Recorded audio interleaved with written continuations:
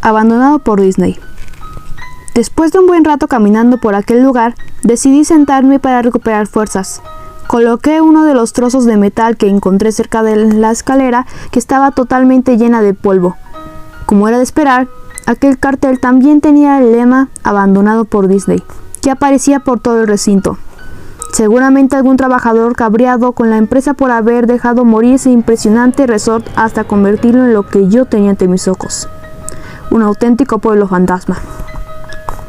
A pesar de algún que otro susto entendible en un sitio como aquel, grifos que gotean, el viento golpeando las paredes y azuzando las plantas, no tenía miedo al estar en aquel lugar. Sabía que estaba totalmente abandonado y quería realizar un reportaje del sitio.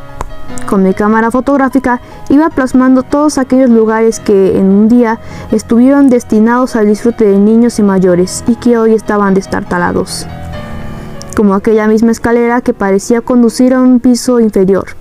Por simple curiosidad, apunté hacia el fondo de la escalera y con el flash de la cámara activado pude ver por un solo segundo dónde terminaba. Tan solo unos metros por debajo de donde yo me encontraba, siguiendo la escalera, se llegaba a una puerta metálica parecida a las que ya había tenido que traspasar anteriormente para llegar a aquel lugar. Lo curioso es que en la puerta había un letrero, y no era otro más de "Abandonado por Disney". En este salía algo distinto: "Solo mascotas, gracias". Después de dudar solo unos momentos, decidí retomar mi investigación por aquel lugar, ya que seguro que debía haber algo interesante debajo. La puerta tenía un candado, lo cual me animó aún más. Eso significaba que nadie había pasado por ahí, que sería el primero en ver esa parte del resort después de que fuera abandonado. Iba a tenerlo más difícil para acceder ahí, o al menos eso pensé. Pero el candado apenas se resistió a mis embestidas, y utilizando la placa de metal de la puerta pude romperla fácilmente. Ahora ya no había nada que me detuviera en mi afán de encontrar algo interesante que fotografiar o, quién sabe, tal vez me llevase un bonito souvenir de aquel lugar. Lo primero que me sorprendió de la zona de mascotas es que estaba bastante bien preservada en comparación al resto del resort. Las luces seguían funcionando y los fluorescentes iluminaban mi camino, aunque de vez en cuando parpadeaban dando a aquel lugar un siniestro toque. Algo que no mejoraba al llegar al área de descanso. Una habitación en la que todavía quedaban rastros de comida putrefacta, así como una televisión encendida, aunque solo se podía ver estática. Era como una de esas películas postapocalípticas en las que la tragedia había llegado en medio de cualquier actividad cotidiana, llevándose por delante toda la vida, pero dejando lo demás. Mientras caminaba por los pasillos de aquella zona, llenos de moho y suciedad, pensaba en cómo esas luces podían seguir funcionando todavía. ¿Se habría activado algún generador al entrar en ese recinto? Conocía de algunas fórmulas para que la electricidad solo funcionase cuando hubiera alguien en un lugar determinado, aunque no recordaba haber escuchado ningún sonido de motor ni nada parecido a un generador encendiéndose. No le di mucha importancia, porque estaba demasiado preocupado fotografiando todo aquellos escritorios llenos de papeles viejos, sacando las magníficas instantáneas de aquel lugar que seguramente me servirían de maravilla para mi reportaje. La luz cada vez era más escasa y las lámparas fallaban cada poco, e incluso la humedad se sentía más intensa en aquel lugar. Pero no había llegado hasta ahí para darme la vuelta por un poco de sofoco, así que seguí adelante hasta toparme con una extraña puerta a rayas negras y amarillas. En ella se podía leer "Pruebas de personajes 1". No hacía falta ser un Sherlock Holmes para entender que era el sitio donde guardaban los disfraces de los personajes. Aquello sí que me interesaba, así que decidí entrar para tomar unas cuantas fotos. Sin embargo, aquella puerta no se abría por más que empujaba. Parecía mucho más sencilla de abrir que las anteriores, pero era como si se hubiera quedado atascada. Después de varios intentos desistí y volví sobre mis pasos, pero al momento escuché detrás de mí el inconfundible sonido de aquella puerta metálica abriéndose lentamente. Pensé que finalmente había cedido y me sumergí en la oscuridad de aquella habitación. Traté de encontrar un interruptor con el flash de la cámara, pero no tuve suerte. Iba a darme por vencido cuando de pronto las luces sobre mí comenzaron a encenderse. Al principio parpadeando y luego subiendo de intensidad, tanto que pensé que aquellas bombillas iban a estallar. Pero no pasó nada.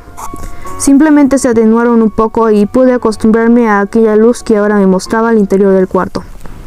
En las paredes, tal y como me había imaginado, montones de trajes y disfraces colgados, como si fueran espectros colgando de la horca. Estaban todos, desde los más conocidos dibujos animados de las factorías hasta los trajes que se debían poner los nativos, consistentes en poco más que un taparrabos. Y sin embargo, eché en falta a uno de los personajes de inmediato, al más importante de todos, Mickey Mouse. No tardé demasiado en darme cuenta de que el disfraz del simpático ratón no estaba junto a los demás, sino tirado en el suelo, como si se hubiera caído, solo que se encontraba en el centro mismo de la habitación. El aspecto de aquel disfraz era realmente extraño, ya que parecía corroído por algunas zonas, y debajo de esa corrosión podía verse algo parecido a la piel, aunque de un color extraño. Sin embargo, lo que más llamó la atención es que el traje no producía exactamente los colores que acostumbramos a ver en Mickey, sino que era como un negativo, con todos los colores cambiados. Su piel estaba blanca en lugar de negro, y en cambio, sus manos aparecían de un color oscuro.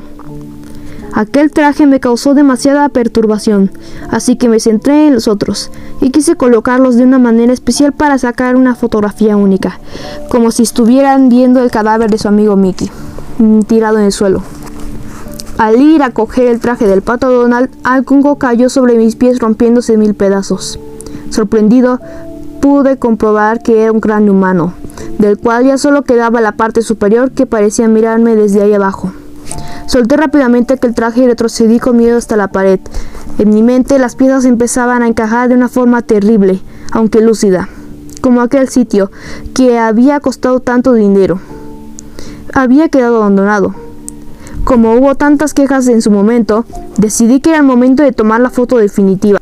No ya para mi propio reportaje, sino para pedirle explicaciones a Disney por todo aquello, si hacía falta. Y fue entonces cuando vi que aquella cosa comenzaba a levantarse, muy poco a poco. Aquel extraño Mickey negativo se incorporó mientras yo me negaba a creer lo que estaba viendo era real.